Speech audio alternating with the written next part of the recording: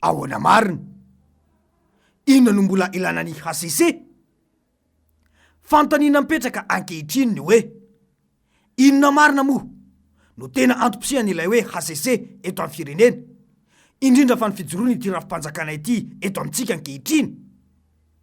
Manahirana ny maso ary masadakatra tanteraka ny zava-misy satria toa lasa fandaniana volam-panjakana fotsiny ny fisiany ity androm-panjakana ity ankehitriny. Nalaza ratsy ny mpikambana teo aloha ny amin'ilay hoe azo raisina fa tsy mitombony. Dia izao iaraha mahita izao ihany koa ny manaraka tranga ny ariary ny zava-nisy teny akaiky ny makrobeorika ny sabotsy lasa teo iny. Mazava ny voasoratra ao anatin'ny lalam-pandrenana eo amin'ny savaranon'ando izay nosoratany teteza mitany Rajoelina ny taona 2010 ka nampiarina eto Madagasikara, dia nambarany sy nosoratany mazava fa ny tsy fanajana ny lalam-pandrenana na ny fanitsiana azy mba hanamafisana ny fahefan'ny mpitondra nefa tsy mitondra vokatsoa ho an'ny vahoaka no antony mahatonga ny krizy miverimberina eto amintsika. Mbola no amafisy ny io teny io nandritra ny ady-hevitra tao amin'ilay fandaharana hoeny avoloha izay ny fanatrehany sy ny kandida Marc Ravalomanana tamin'izany. Hoy mantsy izy hoe tsy ny lalam-panorenana no ratsy fa ny tsy fanajana ny lalam-panorenana no matetika mahatonga ny etsy-bahoaka rehefa tsy tena loatra le mpitondra, rehefa tsy mijery afa-tsy ny tombotsoany manokana, dia rehefa mitaky justice sociale na mitaky ny rariny sy intsiny mba hahafany miaro ny vahoaka malagasy dia amin'ny alalan'ny basy, amin'ny alalan'ny fanagadrana.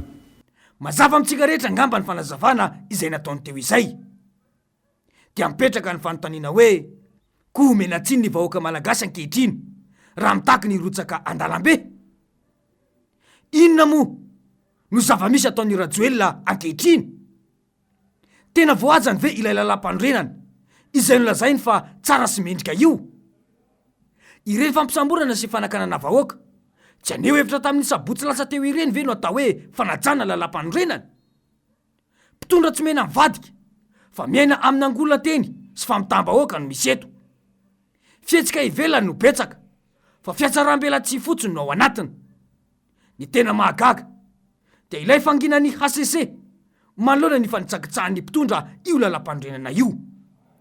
Tozary mampametra-panontaniana mihitsy aza hoe mbola misy antom-pisiny ve sy ilaina ve zany ity androm-panjakana ity eto amintsika ankehitriny?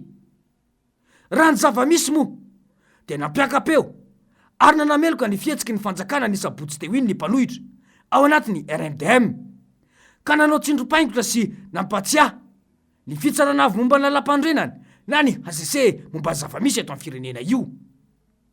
Novakiny batilana ny HCC ny amin'ny tsy fandraisana andraikitra amin'ny fampanajana izany ny lalam-pandrenana izany. Zo ny mpanohitra sy ny malagasy amin'ny ankapobeny anao faneho-kevitra malalaka, misy ny satany mpanohitra koa gaga ny tsy ahitany HCC fa misy izany ka asa hoy raha tena tsy mitanila ianareo hoy ny RMDM.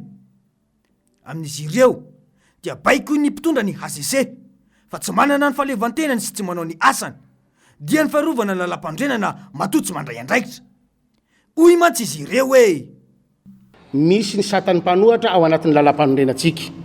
Miantso ny HCC izahay hoe asehoy ary fa tany tandalana tsy mitanila ianareo manoloana ny zavatra nitranga tamin'ny sabotsy lasa teo.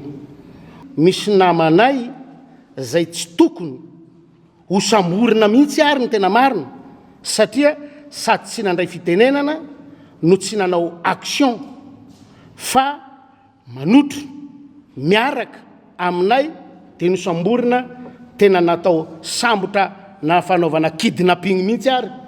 Zany ve ny fanarahan-dalàna? Zay ve ny lalàna misy eto amintsika? Zay tsy fanarahan-dalàna zay mihitsy no mahatonga atsika mijoro sy mitsangana fa tsy ho entiny olona tsy mpanara-dalàna ty tandrazantsika ity ary tsy hanovana barofo tahaka an'izany fa tsy maintsy mijoro isika.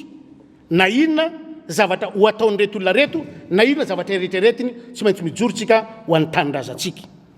Izahay dia manome toky anareo vahoaka fa tsy emotra ny amin'ny fanatanterahana ny fanavotana an'ity fireneny ity fa adidinao, adiditsika ny miaro ny tanindrazantsika satria latsaka katerina loatra i Madagasikara ka mila fanavotana ny firenentsika ho an'ny taranaka faramandimby. Marina mihitsy izay voalazan'izay. Ity androm-panjakana ity no natao iaro ilay lalam-pandrenana, dia manina nefa no mangina kanefa ny asany iaro io lalam-pandrenana io. Rary ny raha mitaky ny fanoloana ny mpikambana ity androm-panjakana ity ny mpanohitra tany aloha, satria to zary mialana katso dia ambohy depona ilay androm-panjakana. Miala ny azo raisina fa tsy mitombony, dia izao mitazapotsiny tsy miteny izao indray. Dia hoy ny Filomary Karavalomanana hoe ary mamerina ihany koa ho anareo ao amin'ny fisarahana lalam-pandrenana mba hajereo re olona raha tena tsy mitanily ianareo ara-dalàna ve reny, araka lalam-pandrenana ve reny, mety ve reny atao reny, na dia teny kely raha tsy avoaka anareo. Teo nge zay teo malala tsara ohatra n'iny zany hoe fanajana ny lalam-pandrenana zany toy ny Andrak'Andriamaso finianana natao zany alohan'ny andraisana ny andraikitra maha-président république fa tsy mangenahena sy manao be marenana fotsiny eo. Koa dia miantso voaka malagasy rehetra samy joro hosa andray ny andraikitra fa tsy avelantsika ampahoriana toy izao voaka malagasy. mazava izany. Ny tsapa dia baikoy ny mpitondra ny HCC fa tsy manana ny falevantenany ary tsy manao ny asany. Fanampenam-bava tonga amina fisamborana. Natao tahaka ny nanao kidnapina ireny ve no atao hoe fanajana lalam-pandrenana. Fanjakana mampiorohoro na état terroriste no manjaka eto Madagasikara ankehitriny, ary HCC tsy mahavita ny andraikitra napetraka aminy. Mazava matsy ny voalaza ao amin'ny 10% ho an'ny lalam-pandrenana, fa ny fahalalana maneho hevitra sy miteny, ny fahalalana eo amin'ny fifandraisana, ny fahalalana manao gazety, ny fahalalana iditra amina fikambanana na anorina fikambanana, ny fahalalana ivory malalaka, ny fahalalana mivezivezy, ny fahalalana amin'ny fieritreretana sy amin'ny finoana, dia samy antohana ho an'ny rehetra ary tsy azo ferana raha tsy hoe fanajana ny fahalalana sy ny zony hafa sy noho ny fahatereny, iaro ny filaminam-bahoaka sy ny fahamendrehan'ny firenena ary ny filamina ny fanjakana. Raha ny zavanisy tamin'ny asabotsy lasa teo aloha dia ilay fanjakana mihitsy no mandika lalàna eto amintsika.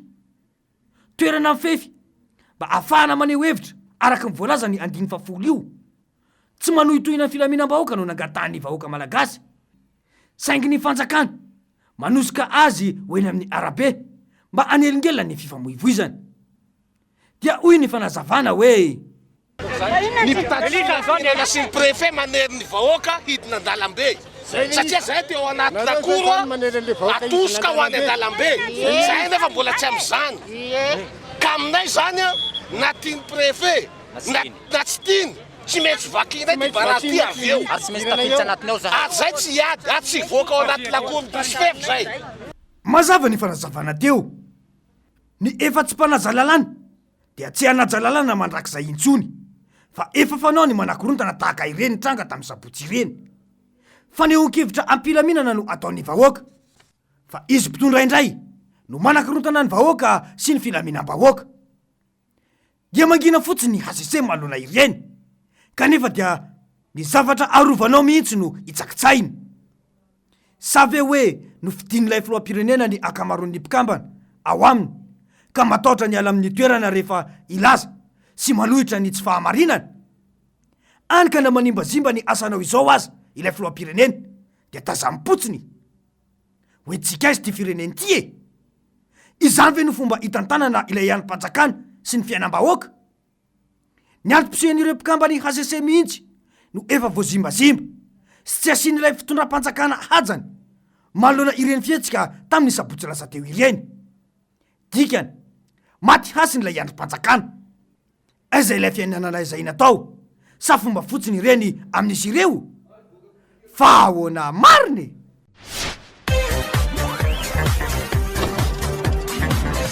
Ahoana mariny?